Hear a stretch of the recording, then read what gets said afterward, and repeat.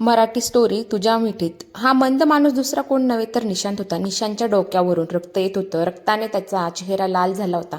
धावताना पडल्यामुळे त्याला पायाला पण मार लागला होता. पण तरी तो सावली सावली करत जसा जसा उठला तसा पायाला लागल्यामुळे निशांतला चालता येत नव्हतं. तो बिचारा जसा तसा लगंदत लगंदत चालत एका लंगडत लंगडत लंगडत लंगडत चालत एका झाडाखाली येऊन बसला. निशांतची तर हालत झाली होती. फाटलेले कपडे, कितीतरी दिवस बिना आंघोळीचा असाच फिरत होता तो. अख्खा गावभरात निशांत असाच फिरत राहायचा. निशांत त्या झाडाखाली येऊन बसला आणि रडत रडत त्या मुलीला शिव्या देऊ लागला. साले कुत्रे कुठले, मला मरालं झाल्यानं समोर येऊन मारांना हिंमत असेल तर. साले हलकट कुठले, सोडणार नाही मी कोणाला. मी सावलीला सांगेल ना, खूप मारेन ती मग. एका एकाला पकडून पकडून मारेन. साले मेले कुठले, मला मारलं. सावली खूप दुखतंय सावली. निशांत खूप रडत होता आणि रडता रडताच निशांत झोपी गेला. निशांत त्या झाडाला टेकून आरामात झोपला. अचानक गरम हवाचा थंडगार वाऱ्यामध्ये परिवर्तन झालं. सगळीकडे शांतता पसरली. आभाळाचा पांढऱ्या रंगात केसरी रंग उमटून दिसू लागला. तेव्हाच एका बाजूने थंड वाऱ्यासोबत सावली हळूहळू चालत येत होती. अत्यंत शांत वातावरण झालं होतं. सावली निशांच्या बाजूला येऊन बसली होती. सावलीच्या चेहऱ्यावर तिचं चंद्राची चमक दिसत होती, पण पांढऱ्या रंगाच्या साडीमध्ये. विस्मयकारक वाटत होतं. सावली निशांतच्या बाजूला येऊन बसली. निशांत झोपूनच होता. त्याला तर सुधच नव्हती. निशांतला अशा अवस्थेमध्ये बघून सावली गरगरली. तिच्या डोक्यातून झलकते अश्रू तिच्या मनाची भावना व्यक्त करू लागले.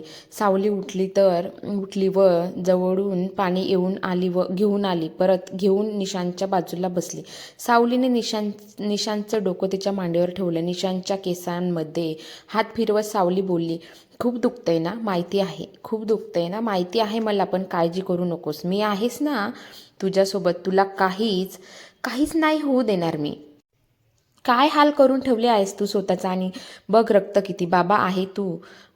राहू दे, तू कधी काय बोलणार नाही. सावली थोडं चिडूनच बोलली. मग सावलीने पाण्याच्या निशांतच्या चेहऱ्यावर रक्त साफ केलं आणि त्याचा जखम ही पाण्याने साफ केली. मग निशांतचं डोकं मांडीवर ठेवून त्याच्या केसात हात फिरवत त्याच्यासमोर पाहू लागली. सावली निशांतला अगदी प्रेमाने सावलीच्या डोळ्यात स्पष्ट दिसत होतं निशांतसाठी तिचं प्रेम आणि काय. निशांत हळूहळू कलमळत उठला आणि हलकेसे डोळे उघडताच त्याची नजर सावलीच्या सुंदर चेहऱ्यावर पडली आणि निशांतने एकदा परत डोळे बंद केले. डोळे बंद केल्यासकट निशांतने बघितलं की सावली त्याच्या समोर थांबली आहे आणि निशांतला बघून गालातल्या गालात हसत निशांतला बोलली, मिठीत घे ना तुझ्या शोणाला. व एवढं म्हणत सावलीने तिचे दोन्ही हात लांब केले व निशांत अचानक डचकून उठला. उठल्यावर निशांतने पाहिलं की त्याच्या आजूबाजूला कोणीच नाही व सावली ही तिथं नव्हती. निशांतचा चेहरा उतरला. लहान पोरांना जसं काय आवडीचं न भेटल्यावर चेहरा फुगून बसतात, अगदी तसाच थोडं करून सावली ओरडू लागला. पण सावली तिथं नव्हती. निशांत मोठमोठ्याने सावली ओरडत होता. तेव्हाच तिथून एक माणूस जात होता. त्याने निशांतला असं ओरडताना पाहिलं व जिज्ञासाने त्यांनी निशांतला घेऊन विचारलं, अरे मित्रा, काय झालं तुला? कोण आहेस तू? डोक्यावर मार लागलाय आणि कपडेही फाटलेले आहेत. काय झालं काय नक्की तुझ्यासोबत? निशांतने त्या माणसाच्या शब्दाकडे दुर्लक्ष केलं व तो इथं तिथं बघत सावली ओरडू लागला, अरे बाबा, कोण आहेस ही सावली? कुठे आहेस ती? तो माणूस जरा चिडूनच बोलला. सावलीचं नाव ऐकताच निशांतने झटकन त्या माणसाचा हात धरला आणि एकदम प्रेमाने, अगदी लहान मुलांसारखं गोड अशा हसू सोबत त्या माणसाला म्हणाला, सावली बाबा, सावली ती सोडून नाही गेली. सावली असं ओरडत परत बोलला, ती कुठे नाही जाणार. सावली येईल, मला बोलली मिठीत घे ना बोलली. त्या माणसाने मनातल्या मनात विचार केला, हा नक्की पागल आहे, बावळट आहे कुठला. मीही कुठे फसलो यार. नक्कीच ही कोण हा सावली याला प्रेमात दगा देऊन गेली असेल आणि हा बिचारा तिच्या मागे एडा झाला आहेस. देवा काळजी असू देत जरा याची, तो माणूस मनातल्या मनात स्वतःसोबतच बोलत होता. त्या माणसाच्या हातात पिशवी होती. त्याने त्या पिशवीतून कांगडामध्ये बांधलेल्या 2 चपात्या निशांतच्या हातात दिल्या व निशांतला इशारा करत म्हणाला, सावलीची वाट बघू नकोस. यात चपाती आहेच, भूक लागली की खाऊन घे. खा. निशांतने हसत हसत त्या चपात्या हातात घेतल्या आणि तो माणूस मग तिथून निघाला. थोडं पुढं गेल्यावर त्या माणसाने वळून बघितलं तर निशांत त्या झाडाखाली बसून चपाती खात होता व अजूनही तो सावली करत होता. निशांतला असं बघून तो माणूस बोलला, देवा असंही प्रेम नको देऊस कोणाला की शरीर मात्र शरीर आणि जीव मात्र प्रेमाचा भदीर.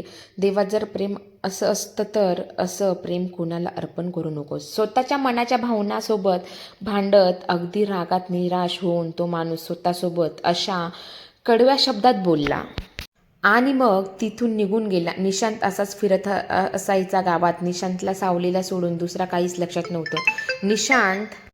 निशांतला सावलीला सोडून दुसरं काहीच लक्षात येत नव्हतं. निशांत वेडा झाला होता. तो त्या गावात जिथं तो राहायचा तिथून खूप लांब निघून आला होता. या गावात निशांतला कोणीच ओळखत नव्हतं. सगळे त्याला वेडा समजून हाकलायची. लोक त्याला वेडा म्हणत शिव्या द्यायचे, तर कोण त्याच्यावर दया करून त्याला जेवण वगैरे द्यायचे. छोटे छोटे मुलं त्याची मजा घ्यायची. वेडा पागल मंद म्हणून त्याला चिडवायचे, सारखं त्याला हैराण करायचे. निशांतची तर हालतच झाली होती. त्याची अवस्था अशी झाली होती की त्याला कोण ओळखू पण नाही शकणार की हा निशांत आहे. निशांत म्हणजेच अगदी शांत स्वभावाचा, त्याची तो गोड हसू आधीचा निशांत व या निशांतमध्ये अगदी जमीन आसमानाचा अंतर होता. नेमकं वेळ माणसाला कुठे घेऊन येते हे कोणच समजू शकत नाही. फिरता फिरता निशांत जवळच्या एका मंदिरापाशी पोचला. मंदिराचा इथं येऊन तो इथं तिथं खायला काहीतरी शोधू लागला, पण त्याला काय भेटत नव्हतं. निशांतला खूप भूक लागली होती. निशांत खायचं शोधता मंदिराच्या पाठी आला.